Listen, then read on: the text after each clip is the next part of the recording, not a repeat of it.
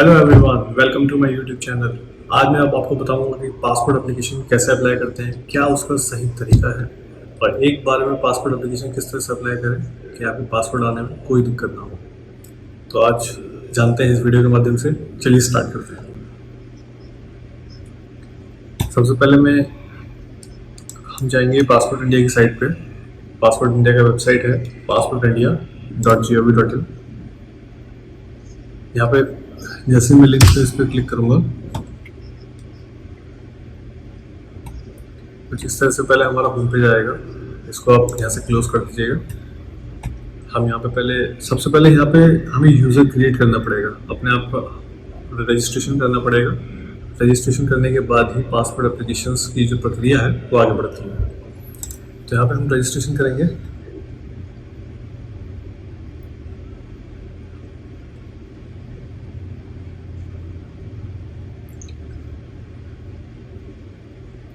यहाँ पे आप एक एक करके आप ऑप्शंस देखते जाइए, मेरे साथ से चलते जाइएगा। और देखिए यहाँ पर register apply eight passport office. Passport office हमें यहाँ सेलेक्ट करना है। ये हमारा रीजन सेलेक्ट होता है। देखिए ऐसा होता है कि हर पासपोर्ट ऑफिस का एक रीजन होता है, एक दायरा होता है, एक एरिया होता है। उस एरिया के अंदर जितने पासपोर्ट ऑफिस उसके आते हैं उसी के अंदर हम अप्लाई कर सकते हैं। अब जैसे मैं बरेली पासपोर्ट ऑफिस में काम करता हूँ, तो हम यहाँ पे बरेली रीजन सेलेक्ट करें ताकि बरेली और बरेली के अंडर आने वाले जितने भी पासपोर्ट ऑफिस हैं हम वहाँ पे अप्लाई कर पाएँ। तो यहाँ पे कुल मिला कहने का मतलब वो पासपोर्ट ऑफिस जो बरेली के अंडर आता है। तो हमने यहाँ बरेली सेलेक्ट करा, अब रीजन सेलेक्ट करेंगे यहाँ पे बरेली सेलेक्ट करने के बाद यहाँ पर अपना गिवन नेम डाल दीजिएगा, जो भी आप नाम चाहते हैं।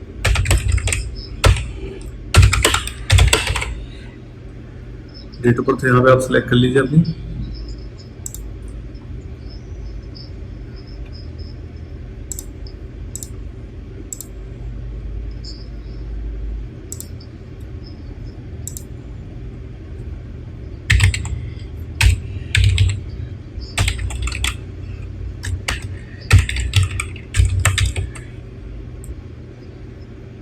ये क्या है यहाँ पे कि लॉगिन आईडी और ईमेल आईडी आपको सेम रखना है, वो आपकी चॉइस आप कैसे कर सकते हो।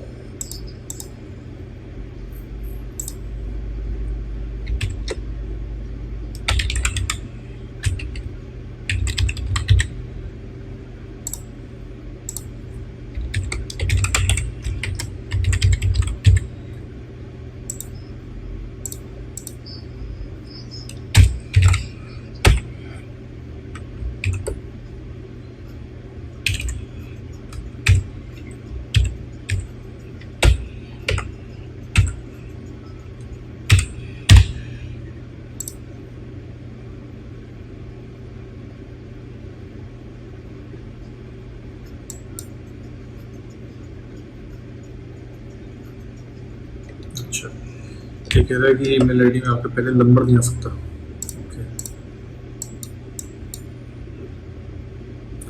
तो यहाँ पे लॉगिन आईडी हमको इसका उल्टा करके बनाना पड़ेगा।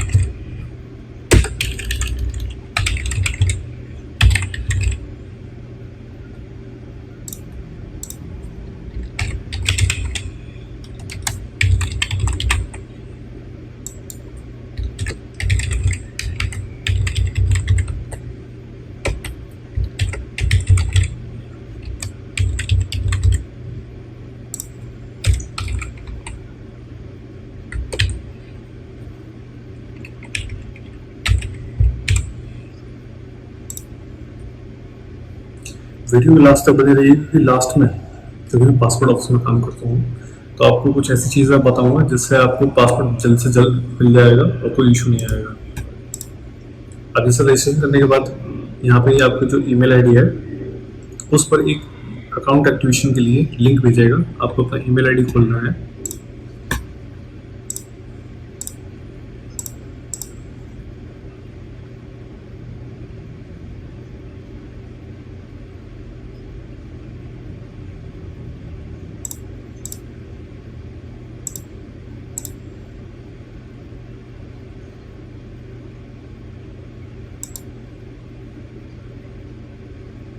थोड़ा टाइम लग सकता है, एक मिनट वेट।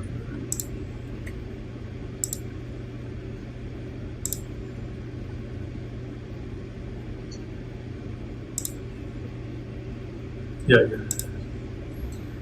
यहाँ पे इस ईमेल को ओपन करने के बाद ये अकाउंट एक्टिवेशन के लिए लिंक भेजा है इसने। इस लिंक पे हम क्लिक करेंगे।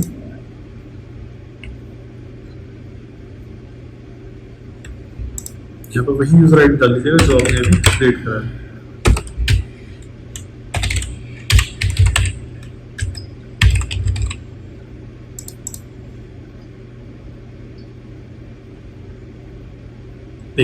Your account has been activated. ये लिंक क्लिक करने से एक्टिवेट हो गया। अब आपको वापस से इसको लॉग इन करना है।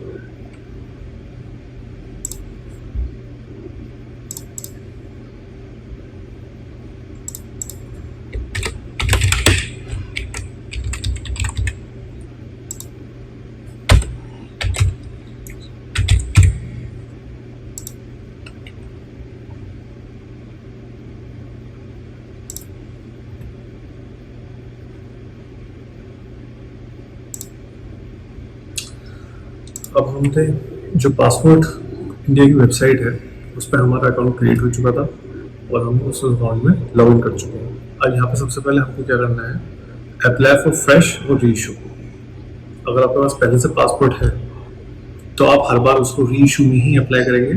फ्रेश के लिए सिर्फ वही अप्लाई करेंगे जिसके पास कभी पासपोर्ट नहीं था। तो यहाँ पे हम apply for fresh passport and re issue पे क्लिक करेंगे। यहाँ पे इधर आएगा ये ऑनलाइन फॉर्म फिलअप करने के लिए। देखिए ऑफलाइन के लिए इधर आता है कि फॉर्म निकाल के डाउनलोड करके करने के लिए, लेकिन ये प्रोसेस बंद हो चुका है। तो हम ऑनलाइन ही अप्लाई करेंगे। ऑनलाइन पे क्लिक कर देंगे। यहाँ पे स्टेट आपसे पूछ रहा है, प्रदेश डिस्ट्रिक्ट। अभी आपसे पूछ रहा है कि एक मिनट पीछे बैक चलना पड़ेगा। यहाँ पे आरपीओ सेलेक्ट करने के लिए बोल रहा है कि कहाँ का आपको रीजन सेलेक्ट करना है। अब आपको ध्यान होगा सबसे पहले हमने जो आईडी क्रिएशन करा था वहाँ पे हमने बरेली रीजन सेलेक्ट करा था।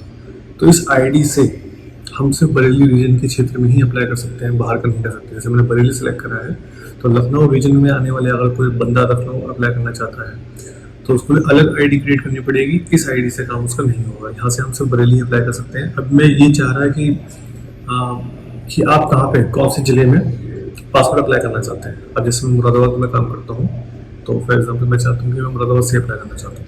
तो मैंने यहाँ स्टेट अपना उत्तर प्रदेश सेलेक्ट कर लिया, डिस्ट्रिक्ट हमने यहाँ मुरादाबाद सेलेक्ट कर लिया। मुरादाबाद सेलेक्ट करने के साथ ही ये आगे बढ़ जाएगा।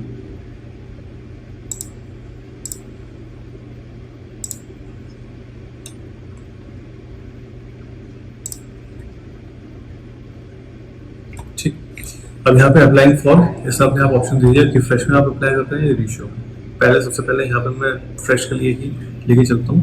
जहाँ भी जैसे जैसे चेंजेस आएंगे मैं आपको बताता चलूँगा, आप बस फॉलो करते रहिए। फ्रेश अप्लाई कर दिया, नॉर्मल तत्काल। देखिए यहाँ पे हम नॉर्मल अप्लाई करेंगे। तत्काल के लिए डॉक्यूमेंटेशन ज़्यादा है। तत्काल वही अप्लाई करें जिसके पास अर्जेंसी का प्रूफ हो। फॉर एग्जाम्पल जैसे आपको तत्काल के लिए अप्लाई करना है तो उसके लिए फ़ीस भी डबल है। इसकी 1500 फीस जाती है, उसकी 3000 है। लेकिन उसके लिए आपको जो मेन पासपोर्ट ऑफिस है जैसे बरेली रीजन का पासपोर्ट सेवा केंद्र है वहीं पे मिलता है। छोटे जो सेवा केंद्र खुले हुए हैं पोस्ट ऑफिस में वहाँ पे ये सेवा उपलब्ध नहीं है। वहाँ पे आप सिर्फ नॉर्मली अप्लाई करके लेके जा सकते हैं। तो यहाँ पे मैंने फ्रेश पासपोर्ट ले लिया, टाइप ऑफ एप्लीकेशन नॉर्मल ले लिया, बुकलेट टाइप आप मर्जी है, आप 36 पेजेस की भी ले सकते हैं, 60 पेजेस की भी ले सकते हैं। 36 में यहाँ सेलेक्ट कर लेता हूँ, नेक्स्ट पे क्लिक कर देता हूँ। गिव नेम अगेन, यहाँ से दोबारा क्यों मांग रहा है क्योंकि एक आईडी से 6 एप्लीकेशन अप्लाई हो सकते हैं। तो मान लीजिए मैंने अपनी आईडी क्रिएट करी है और मुझे अपने घर के 6 मेंबर हैं तो सबकी आईडी क्रिएट करने की जरूरत नहीं है। यहाँ पे आप सिर्फ एक आईडी क्रिएट करिए और 6 के 6 उससे अप्लाई कर दीजिए। अब जैसे यहाँ पे मैं दोबारा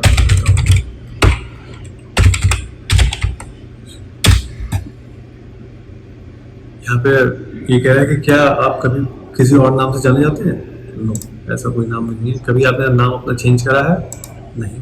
अगर आपने कभी नाम चेंज करा है तो प्लीज़ यहाँ मेंशन कर दीजिए, वरना पासवर्ड इशू होने में आपको बहुत दिक्कत आएगी।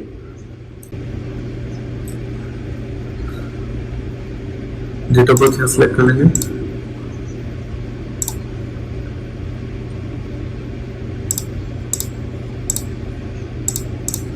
जहाँ आपका जन्म हुआ है वो आप सेलेक्ट करिएगा। फॉर एग्जाम्पल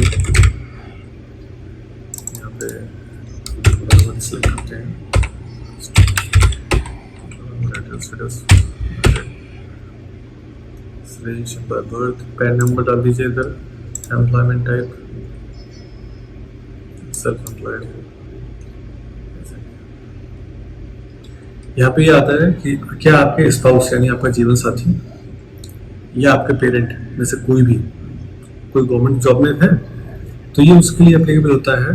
जैसे किसी की अगर वाइफ या कोई भी वाइफ है या हस्बैंड है, अगर वो गवर्नमेंट जॉब में है तो वो यहाँ टिक करेंगे इस।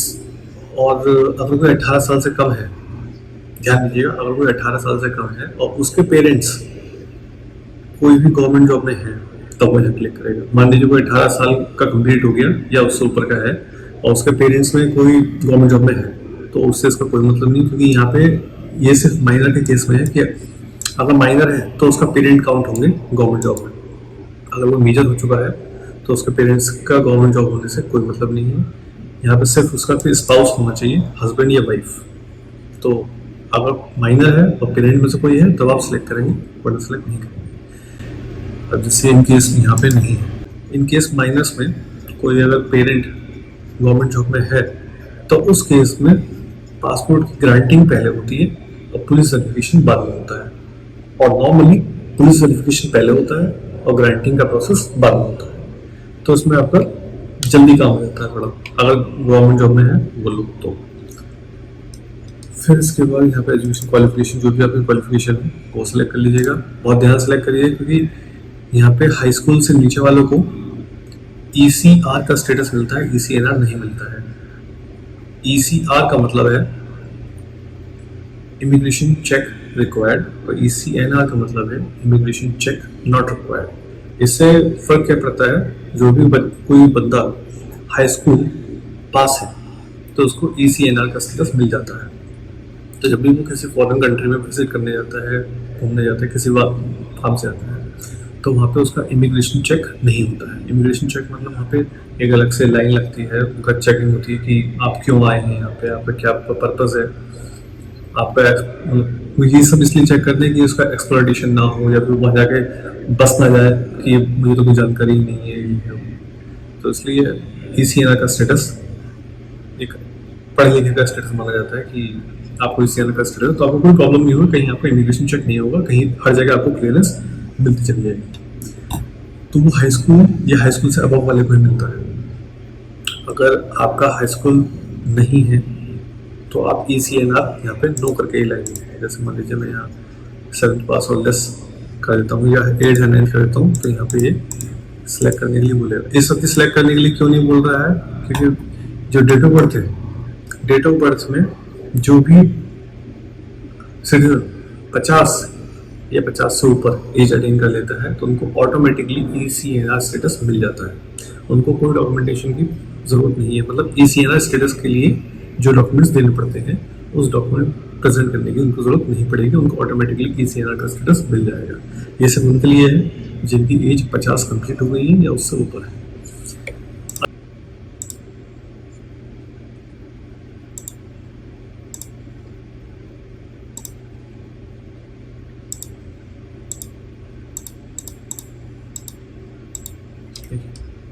जैसे मैंने यहाँ की डेट ऑफ बर्थ चेंज कर दी, तो इसके अकॉर्डिंग यहाँ पे मैं जैसे ही इसको सिलेक्ट करूँगा 8th एंड 9th, तो यहाँ पे यस और नो दोनों सिलेक्ट करने के लिए आएगा। तो आप चाहेंगे तो यस आप सिलेक्ट करके लिए आएंगे, लेकिन पासपोर्ट ऑफिस में आपकी एप्लीकेशन प्रोसेस नहीं होगी, वहाँ पे आपकी स्टेटस चेंज करा जाएगा। तो अगर आप हाई स्कूल से नीचे हैं तो ऑटोमेटिकली उसको आप नो ही सिलेक्ट करिए, यस मत करिएगा। यहाँ पे मैं को दिखा देता हूँ, ऑटोमेटिकली इनको मिल जाएगा। डेट ऑफ बर्थ यहाँ पे इनकी सही कर देता हूँ।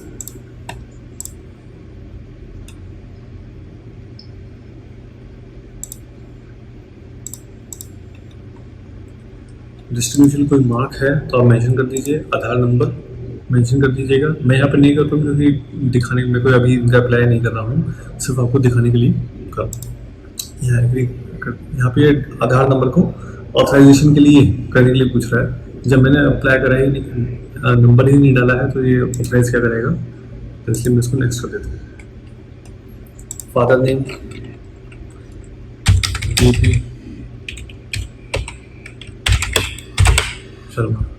अब मैंने शॉर्ट फॉर्म में डाला है, लेकिन शॉर्ट फॉर्म में पासवर्ड में कभी नाम प्रिंट होकर के अब नहीं आता है। ये पॉलिसी अब चेंज हो चुकी है। तो यहाँ पे आपको जो भी इनिशियल्स हैं उनको आपको पूरा ही लिखना पड़ेगा। तो प्लीज इनिशियल्स में नाम मत लिखिएगा।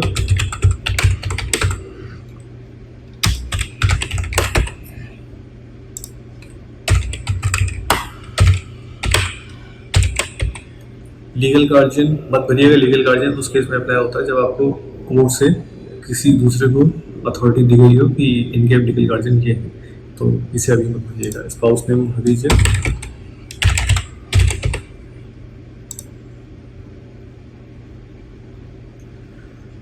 Present address out of India है या नहीं है, नो कर दीजिएगा।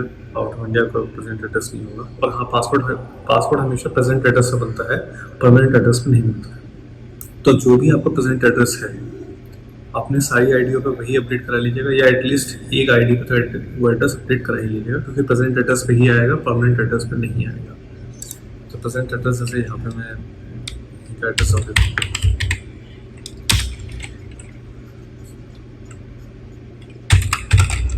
शॉर्ट में डाल देता हूँ, पता नहीं चल रहा।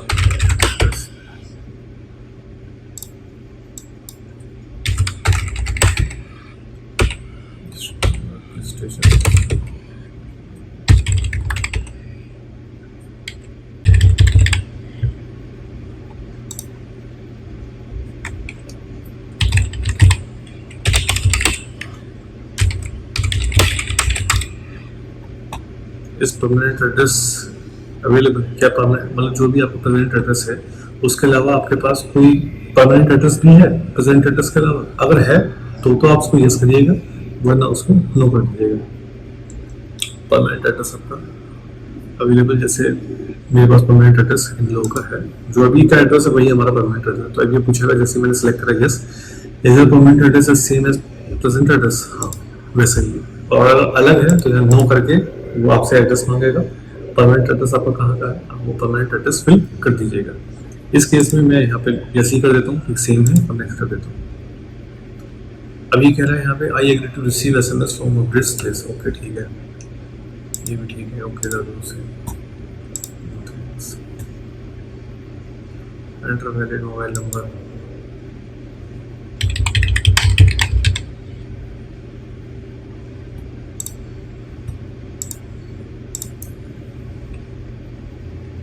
यहाँ पे इमरजेंसी कॉन्टैक्ट नंबर डाल दीजिए, पहले नाम और एड्रेस डाल दीजिए। जो भी आप चाहते हैं कि इनकेस आपसे कॉन्टैक्ट नहीं हो पाता है किसी का, तो वो कौन सा बंदा रहेगा, उसका नाम, एड्रेस, उसका फोन नंबर।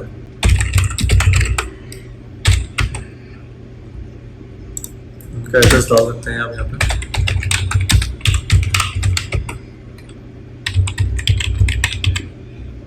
ईमेल आईडी डाल सकते हैं, ऑप्शनल है, मैं आगे बढ़ा देता हूँ।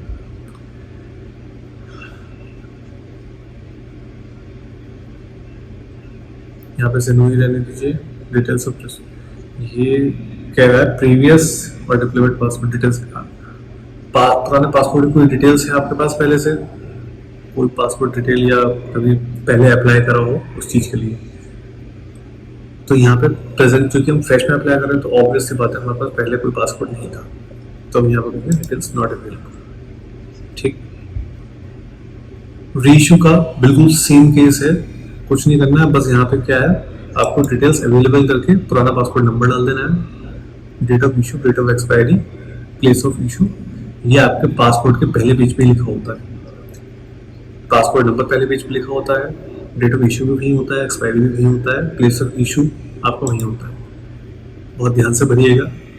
यहाँ पे मैं नो कर देता हूँ क्योंकि हम फ्रेश में अप्लाई कर रहे हैं, बाकी कोई डिफरेंस नहीं है, सब में बिल्कुल सेम प्रोसेस है।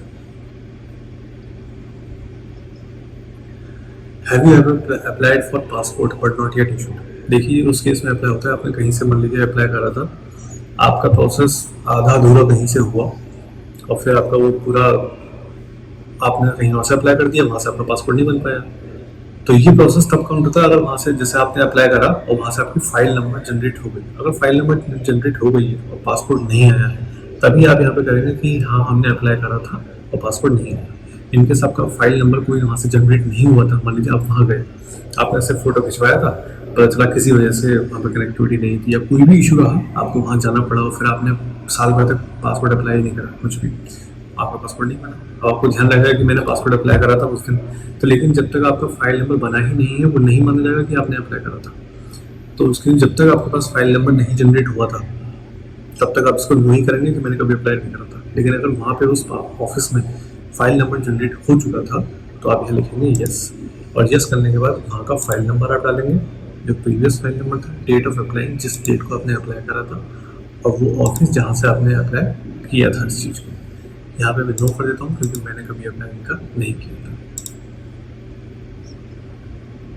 ये सब ऑप्शंस आते हैं, ये जनरली आप खुद पढ़ लीजिएगा, ये वैसे हमारी कैटेगरी में सब ही आएंगे क्योंकि ये सब उसके लिए अप्लाई हो रहा है जिसने कभी कुछ कोई केस चल रहा हो, कोई उसने कुछ क्राइम किया हो या कुछ भी, जनरली सब ही रहता है। ध्यान से पढ़ेंगे आप समझ जाएंगे। सारी डिटेल्स फिलअप करने के बाद आपका पासपोर्ट का प्रीव्यू कुछ इस तरह से आएगा।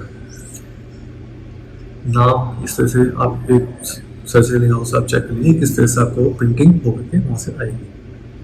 यहाँ मैं इसको नेक्स्ट कर देता हूँ। यहाँ पे आपसे प्रूफ मांग रहा है कि आप जो डॉक्यूमेंट्स अपलोड करेंगे वो क्या करेंगे। तो यहाँ पे प्रूफ फॉरवर्ड के लिए यहाँ पे आप कुछ भी सिलेक्ट कर लीजिए क्योंकि यहाँ पे आपके सिलेक्ट करने से कुछ नहीं होगा। वहाँ पे पासपोर्ट ऑफिस में आपको डॉक्यूमेंट्स देने ही देने हैं, सारे डॉक्यूमेंट्स आपके वहीं स्कैन होंगे, आपके यहाँ अपलोड करने से कोई मतलब नहीं है। अच्छा हाँ, एक चीज़ यहाँ पे तो ध्यान देने वाली बात है वो ये कि जो भी आप डॉक्यूमेंट्स यहाँ सेलेक्ट करेंगे, मान लीजिए मैं यहाँ पे आधार सेलेक्ट करता हूँ और यह डिजी लॉकर का क्लाइंट का एक्सेस दे देता हूँ, तो क्या होगा वहाँ पासपोर्ट ऑफिस में ये पासपोर्ट एप्लीकेशन मेरे आधार को ऑटोमेटिकली डिजी लॉकर से उठा करके उनके कंप्यूटर पर स्कैन कर देगी। इससे उनका टाइम बच जाएगा और आप भी इनकेस कुछ भी डॉक्यूमेंट आपका जेरॉक्स वहाँ पे साफ नहीं है या कुछ भी बात है या किसी वजह से ले आना भूल जाते हैं तो वहाँ डिजी लॉकर का अपलोडेड रहेगा तो कोई इशू उधर आएगा नहीं। तो आप डिजी लॉकर का एक्सेस जरूर दे दीजिएगा। अगर आप मार्कशीट से जो बच्चे भी 2011 के बाद पास आउट हुए हैं, हाई स्कूल जिन्होंने करा है, उनकी मार्कशीट वगैरह ज़्यादातर सबकी डिजी लॉकर पे अपलोडेड है। नहीं है तो अपलोड कर लीजिए उसको और डिजी लॉकर का एक्सेस दे दीजिए। ये डिजी लॉकर का एक्सेस आपको अभी देना पड़ेगा तभी उनके सिस्टम में वहाँ शो होगा। अगर आप नहीं देते हैं एक्सेस तो भी कोई दिक्कत नहीं है, आपको वहाँ जेरॉक्स अपनी ओरिजिनल के साथ लेकर के जाना है और वहाँ पे वो लोग आपके डॉक्यूमेंट सारे स्कैन कर देंगे। यहाँ प्लेस आप डाल लीजिएगा, मतलब आपके केस में जो भी आप प्लेस करना चाहते हैं एग्री करके इसको सबमिट कर दीजिएगा। कोई डॉक्यूमेंट्स आपको अपलोड नहीं करने हैं, कुछ नहीं करना है क्योंकि यहाँ के अपलोड करने से कोई फायदा नहीं है। वहाँ पे पासपोर्ट ऑफिस में डॉक्यूमेंट्स आपके अपलोड अलग से ही होंगे। यहाँ फॉर्म को हम सबमिट कर देंगे। देखिए form has been submitted successfully और वापस व्यू एंड सबमिटेड एप्लीकेशन पर क्लिक करने के बाद यहाँ फाइल को इसको सिलेक्ट करेंगे, पेमेंट्स एंड अपॉइंटमेंट्स पे जाएंगे, पे एंड शेड्यूल पे जाएंगे। पे एंड शेड्यूल पे जो भी आपका पेमेंट मेथड है उसको सिलेक्ट करके आगे बढ़ जाइएगा। यहाँ पे डेट दिखाया, ये आपको दिखाया कि you have not taken an appointment. Next करेंगे, यहाँ पे लोकेशन आपको दिखाएगा। पहले आप यहाँ सिलेक्ट चूज कर लीजिएगा कि कौन कौन सी लोकेशन आपकी अवेलेबल है, कौन सी नहीं है। जो अवेलेबल है उसमें डेट देखिएगा, जो भी आपको चाहिए, जो भी नियरेस्ट है आपके, वो सिलेक्ट करके यहाँ पर सिलेक्ट करके इसको सिलेक्ट कर लीजिएगा। सेलेक्ट कर लेता हूँ। अब एक बहुत ज़रूरी बात यहाँ मैं आपको बताऊँगा, हमारे यहाँ पासपोर्ट ऑफिस में बहुत से लोग आते हैं जो इसी तरह से सारा कुछ प्रोसेस करते हैं। यहाँ नेक्स्ट करते हैं, उसके बाद फीस पेमेंट की विंडो खुलती है, यहाँ से डेट सेलेक्ट करते हैं वो लोग। जैसे जो रेड है वो दिखा रहा है कि ये ऑलरेडी फिल हो चुकी है, अक्टूबर की डेट मिल रही है, ऑलरेडी हमारे यहाँ 1 महीने की मीटिंग चल रही है। तो यहाँ पे अभी जो ग्रीन है वो अवेलेबल डेट्स है। यहाँ पे मैं ऐसे 21 तारीख सेलेक्ट कर लेता हूँ और पे इन बुक पर क्लिक करता हूँ। यहाँ फीस 1500 दिखा रहा है, ठीक है। पे इन बुक पर मैंने अपॉइंटमेंट पे क्लिक कर दिया। अब ये पेमेंट विंडो को लेकर के आया है। अब यहाँ से पेमेंट करने के बाद वापस पेमेंट आप कर दीजिए। मैं पेमेंट नहीं कर रहा क्योंकि मुझे अप्लाई नहीं करना है इनका। यहाँ ये पे करने के बाद जो है वो वापस सबमिट हो जाता है, उधर दिख जाता है, फीस पेमेंट हो जाती है। लेकिन इस पूरे प्रोसेस में अभी आपने ध्यान दिया होगा कि उसने डेट सेलेक्ट करने के लिए कहा था और उसके बाद हमने फीस पेमेंट करा। तो बहुत से लोग हमारे यहाँ ऐसे आते हैं क्योंकि 1 महीने की अपॉइंटमेंट मिलने की बात की और वो लोग 1 महीने वेट करते हैं। 1 महीने बाद जब हमारे यहाँ आते हैं तब बाद में पता चलता है कि उनका अपॉइंटमेंट बुक ही नहीं हुआ। अब ऐसा क्यों? क्योंकि ये थोड़ा वेबसाइट में दिक्कत है। ये ये एक बार में वहाँ जब दिखाता है डेट सेलेक्ट करने के लिए, उसके बाद ये यहाँ पे ये पेमेंट स्टेटस अभी इनिशिएट दिखा रहा है, यहाँ पे अपॉइंटमेंट बुक नहीं होता वो। उसमें क्या होता है, आपको वापस से व्यू एंड सेव एप्लीकेशन पे जाना है, यहाँ इसको सेलेक्ट करना है, फाइल को अपनी पेमेंट एंड अपॉइंटमेंट पे जाना है, और वहाँ पे आपका आएगा बुक अपॉइंटमेंट। इस बार आएगा book appointment, schedule book appointment पे आएगा। आपको दोबारा से सिर्फ और सिर्फ डेट सेलेक्ट करनी रहेगी और कुछ नहीं। डेट सेलेक्ट करने के बाद सबमिट करिएगा, और वहाँ पे आपका जो भी डेट आपको मिलेगी, डेट और टाइम, उसका एक पेज ओपन हो जाएगा, उसका प्रिंट आउट ले लीजिए। ARN शीट होती है वो, अपॉइंटमेंट स्लिप, वो आप प्रिंट करके अपने साथ पासपोर्ट ऑफिस को कैरी करके जाइएगा। SMS भी आता है, आप कैरी करके जाएंगे अपॉइंटमेंट स्लिप को, तो आपके लिए बेटर रहेगा, क्योंकि वहाँ पे उन लोगों के लिए टास्क आसान हो जाता है, आपका काम जल्दी हो जाएगा। अगर आप लेके नहीं जाएंगे, आप सिर्फ मैसेज दिखाएंगे कि मैसेज मेरे पास अपॉइंटमेंट का आया था, तो उनके लिए आपके डॉक्यूमेंट्स को उस हिसाब से चेक करना थोड़ा मुश्किल हो जाता है कि आपने जो अपनी एप्लीकेशन फिल करी है पहले, वो ठीक से करी है या नहीं करी है। वो वहीं पे आपकी गलतियाँ देख लेते हैं, और फिर जो भी CSE वहाँ रहते हैं उनको दे देते हैं कि ये मॉडिफिकेशंस के साथ होना है। अगर वो आप पहले नहीं लेके जाएंगे, सिर्फ मैसेज लेकर जाएंगे, तो वो आपको चेक ही नहीं कर पाएगा। वो जब आपका अपॉइंटमेंट आएगा उस समय तब वो तभी सब चीज़ें चेक करेगा, उसको ज़्यादा टाइम लगेगा उस चीज़ में। तो बेटर है आप ARN शीट अपनी लेके जाइएगा, और वहाँ पर आपका काम बहुत जल्दी हो जाएगा उधर। तो ये मैंने फीस पेमेंट नहीं करा है। इसके बाद आपका सिर्फ एक ही टास्क है, शेड्यूल अपॉइंटमेंट का। वो आप शेड्यूल अपॉइंटमेंट करके बिल्कुल वैसे ही प्रोसेस जैसे अभी हमने करा था, डेट सेलेक्ट करके सबमिट करना, सिर्फ दोबारा फीस पेमेंट उसमें नहीं होगी। तो यहाँ पे हमने अभी देखा कि किस तरह से पासपोर्ट एप्लीकेशन फ्रेश अप्लाई करी जाती है। साथ ही साथ मैंने आपको उसमें बता दिया कि अगर आपका रीइश्यू का केस है तो उसमें क्या क्या चेंजेस हैं। पूरा प्रोसेस सेम है, सिर्फ आपको पहली जगह फ्रेश की जगह रीइश्यू में अप्लाई करना है। डिटेल्स आपको पुराने पासपोर्ट की भरनी है, कहाँ भरनी थी वो मैंने आपको वीडियो में बताया था। नहीं समझ में आया तो आप पीछे से दोबारा से एक बार देख लीजिएगा, और कोई भी क्वेरी हो, कोई दिक्कत हो, तो आप प्लीज़ कमेंट बॉक्स में लिख दीजिएगा, मैं आपका बिल्कुल रिप्लाई करूँगा। एंड प्लीज़ इस चैनल को सब्सक्राइब कर दीजिए, लाइक कर दीजिए, क्योंकि आप जितने ज़्यादा लाइक करेंगे, सब्सक्राइब करेंगे, तो उससे मेरा मोटिवेशन बढ़ेगा। और इस तरह से वीडियोज़ हैं जिससे आपकी हेल्प हो सके, आपको आपके इस प्रोसेस को ईजी हो सके, मैं और भी कई सारी वीडियोस अपलोड करता रहूँगा। Thank you so much.